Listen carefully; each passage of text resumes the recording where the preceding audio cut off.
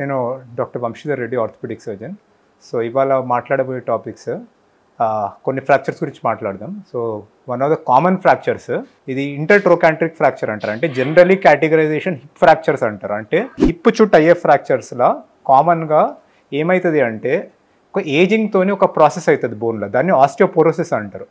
Osteoporosis అంటే ఏంటి అంటే మన ఏజ్ రావడంతో బోన్ వీక్ అవ్వడం స్టార్ట్ అవుతుంది. అంటే బోన్ మినరల్ డెన్సిటీ అంటే calcium deposits plus general bone quality అంటే even the other parts of the bone like collagen ఈ ఏరియాస్ తక్కువ కావడం స్టార్ట్ అయ్యి బోన్ పోరోటిక్ అవుతుంది, అంటే వీక్ అవుతుంది. ఆ బోన్ వీక్ అవ్వడం వల్ల కొన్ని ఏరియాస్లో ఫ్రాక్చర్ అయ్యే ఛాన్స్ చాలా ఎక్కువ. అవి ఎట్లాంటి ఏరియాస్ అంటే కొన్ని వీక్ స్పాట్స్ ఉంటాయి బాడీలో, ఎస్పెషల్లీ ఒక లాంగ్ బోన్ మెటాఫైసిస్ ఏరియా అంటారు. అంటే ఒక లాంగ్ బోన్ దాని జాయింట్కి కనెక్టింగ్ పాయింట్ ఉంటుంది. సో మన హిప్ దగ్గర అయ్యే ఫ్రాక్చర్స్ చాలా కామన్. ఎందుకంటే ఏ మనిషి అయినా వెయిట్ వేసి నడవాలి కాళ్ళ మీద, సో ఆ నడిచేటప్పుడు స్లిప్ అయి పడే ఛాన్స్ ఉంటుంది. అండ్ అన్నిటికన్నా ఎక్కువ లోడ్ తీసుకునే ఏరియా అది కాబట్టి హిప్ దగ్గర ఫ్రాక్చర్ కావడం one of the common fractures in elderly people.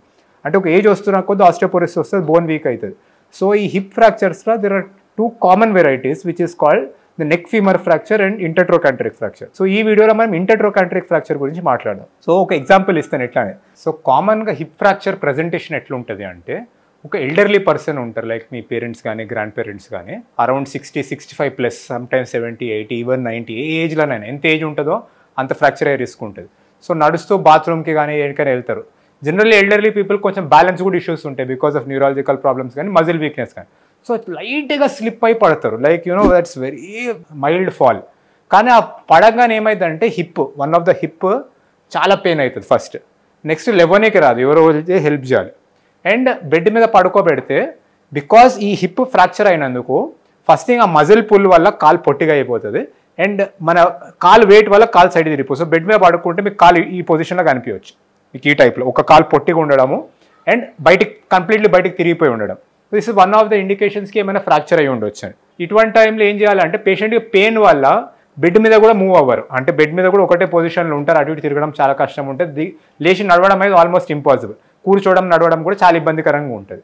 So ఇటువంటి ఫ్రాక్చర్స్కి మనం ట్రీట్ ఎట్లా చేయాలి అంటే యూజువల్లీ ఏమవుతుంది అంటే మనకి ఈ ఫ్రాక్చర్స్ వల్ల పేషెంట్ ఒక పీరియడ్ ఆఫ్ టైం వరకు నడవలేకపోతారు. ఈవెన్ సెల్ఫ్గా అతికినా కూడా, లైక్ మనం ప్రీవియస్ వీడియోస్లో చూసినాం ఫ్రాక్చర్స్ ఎన్నోసార్లు సెల్ఫ్కి కూడా వస్తాయి, కానీ సెల్ఫ్గా అతికినా కూడా మనకు ఒక పీరియడ్ ఆఫ్ టైం వరకు నడవలేకపోతారు. ఆ పీరియడ్ ఆఫ్ టైంలో ఎన్నో కాంప్లికేషన్స్ రాగలుగుతాయి.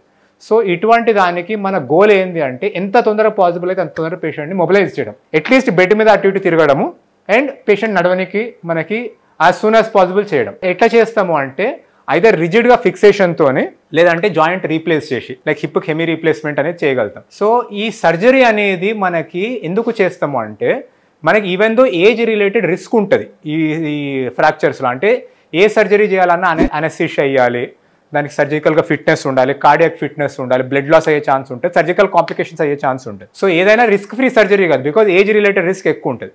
కానీ సర్జరీ చేయకపోవడం వల్ల కాంప్లికేషన్స్ వస్తాయి. ఆ కాంప్లికేషన్స్కి వచ్చే రిస్క్ ఇన్ఫ్యాక్ట్ సర్జరీ రిస్క్ కన్నా కూడా ఎక్కువ. సో ఏమేమి కాంప్లికేషన్స్ రావచ్చు అంటే బెడ్ మీద పడుకొని ఒకటి ప్రెషర్ పడి, అంటే ఒకటే పొజిషన్లో పడుకొని బెడ్ సోర్స్ అంటారు, అంటే ప్రెషర్ వల్ల పుండ్లు పడతాయి. ఆ పుండ్లు పడితే అవి ఇన్ఫెక్ట్ కావడం, అవి మానుకోకపోవడం చాలా కామన్.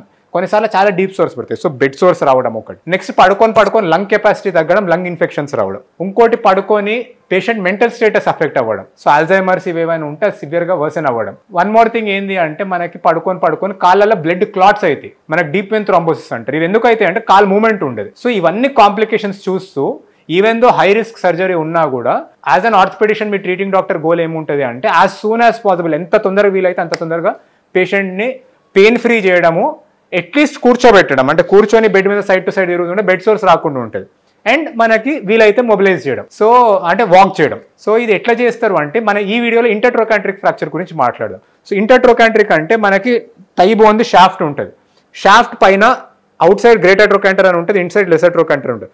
ఆ ఏరియాని ఇంటర్ట్రోకాంట్రిక్ అంటారు. దాని తర్వాత నెక్ వస్తుంది, ఫీమర్ హెడ్ వస్తుంది. సో ఆ ఇంటర్ట్రోకాంట్రిక్ ఏరియాలో కొన్నిసార్లు సింగిల్ క్రాక్ లెక్క ఫ్రాక్చర్ కావచ్చు, కొన్నిసార్లు ముక్కలు కమ్యూనిషన్ కావచ్చు. సో ఏదైనా కూడా బోన్ వీక్ అవ్వడం వల్ల అవుతుంది. సో ఈ టైంలో ఏం చేస్తారంటే పేషెంట్ని హాస్పిటల్ తీసుకెళ్తే ఫస్ట్ థింగ్ డాక్టర్స్ ఎక్స్రేస్ తీసి చెక్ చేస్తారు ఎట్లాంటి ఫ్రాక్చర్ అయింది ఏందనేది. నెక్స్ట్ థింగ్ ఏంటి అంటే మీకు ఎక్స్ప్లెయిన్ చేస్తారు that surgery might be needed and surgery will be needed, అంటే సర్జరీ అవసరం అని చెప్తారు. ఈ సర్జరీ అనేది ఇమ్మీడియట్గా ఆ రోజు చేసే అవసరం లేదు మనకి. బేసిక్లీ ఏంటంటే పేషెంట్కి ఫిట్నెస్ తీసుకోవాలి మనం, అంటే పేషెంట్ అనెస్థీషియాకి ఫిట్, కార్డియాక్ సైడ్ నుంచి ఫిట్ ఉన్నారా, బ్లడ్ టెస్ట్ అన్ని నార్మల్ ఉన్నాయా, వాటి ఫిట్నెస్ని బట్టి వేరే ఏమైనా అడ్జస్ట్మెంట్స్ చేసుకునేది ఉంటే చేసుకుంటారు మన అనెస్థీషియాలజిస్ట్ చూసి. నెక్స్ట్ థింగ్ ఏంటి అంటే మనకి కొంచెం టెంపరీగా పెయిన్ రిలీఫ్ కోసం కాలికి ఒకటి వెయిట్ కడతారు, దాన్ని that's called a skin traction. So ఇంకా లేట్ అవుతుందంటే స్కెలెటల్ ట్రాక్షన్ అనేది పెడతారు. సో స్కిన్ ట్రాక్షన్ అనేది కాలుకు కొంచెం పుల్ ఇవ్వడం వల్ల కాలు కొంచెం జరగకుండా ఉంటుంది ఒకటి. సెకండ్ థింగ్ మీకు ఎయిర్ బెడ్ అనేది వేస్తారు, ఆల్ఫా బెడ్ అంటారు. అది ఏంటంటే మనకి ఒకటే దగ్గర ప్రెషర్ పడి పుండ్లు రాకుండా ఉంటాయి, అది హాస్పిటల్లో బిఫోర్ సర్జరీ చేయాల్సిన. నెక్స్ట్ కాలుకి మూవ్మెంట్స్ ఎంకరేజ్ చేయడము, అటు ఇటు లైట్ తిరగడం ఎంకరేజ్ చేయడం, బ్యాక్కి కేర్ తీసుకోవడం, ఇవి ఫస్ట్ స్టార్ట్ చేసే ప్రాసెస్. అది ఇమీడియట్గా స్టార్ట్ చేస్తారు.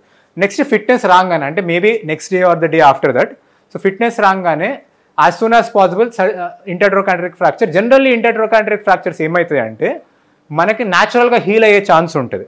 సో ఆ హీలింగ్కి పర్ఫెక్ట్ పొజిషన్లో పెట్టడానికి there are 2 types of implants. ఒకటి డిహెచ్ఎస్ అంటారు, dynamic hip screw. So dynamic hip screw అంటే ఏంటంటే ఒక స్క్రూ వెళ్తుంది ఆ హెడ్ ఆఫ్ ఫీమర్లకి, ఇంకోటి ఒక ప్లేట్ వచ్చి స్క్రూస్ ద్వారా షాఫ్ట్లో పట్టుకుంటుంది. So this is a very old and tested implant. కానీ కొన్ని రకాల ఫ్రాక్చర్స్కి డైనమిక్ హిప్ స్క్రూ కొంచెం అంత స్టెబిలిటీ ఇవ్వదు. అటువంటి వాటికి షాఫ్ట్ లోపల వేసే రాడ్ ఉంటుంది, that is called proximal femur nail or PFN అంటారు కామన్. సో ఈ డిహెచ్ఎస్ కానీ పిఎఫ్ఎన్ కానీ మీ సర్జన్ ప్రిఫరెన్స్ ద్వారా చేస్తారు. సో ఈ సర్జరీ అనేది మనకి చేయంగానే నెక్స్ట్ డే నుంచే పేషెంట్ని మొబిలైజ్ చేయడం స్టార్ట్ చేస్తారు, అంటే బెడ్ మీద టర్నింగ్ చేయడము, కూర్చోవడము, లెగ్కి ఎక్సర్సైజ్ చేయడం. This is as soon as possible. And if the fracture fixation is stable and the bone is not very porotic, ఏమైతే అంటే పేషెంట్కి వాకింగ్ కూడా చేయించడం చాలా ఇంపార్టెంట్. సో వాకర్తో అసిస్టెడ్ వాకింగ్ చేపిస్తారు. ఇది చేపిస్తూ ఫుల్ వెయిట్ పెట్టకుండా ఫస్ట్ కొన్ని వీక్స్ చేపించేసి ఒక 6 weeksకి ఫాలోఅప్ ఎక్స్రే తీస్తారు. ఆ ఫాలోఅప్ ఎక్స్రేలో మనకి హీలింగ్ బట్టి full weight bearing mobilization start చేయవచ్చు. So this is intertrochanteric fracture which will need early surgery as soon as possible and early mobilization as soon as possible. Next వీడియోలో neck femur fracture గురించి చూద్దాం.